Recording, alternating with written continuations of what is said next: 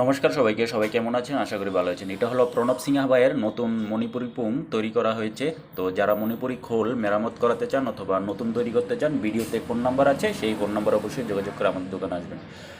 তো এটা হলো নতুন তৈরি করা হয়েছে। এটা হলো ডাইনার দিকটা চাক বাঁধা হয়েছে।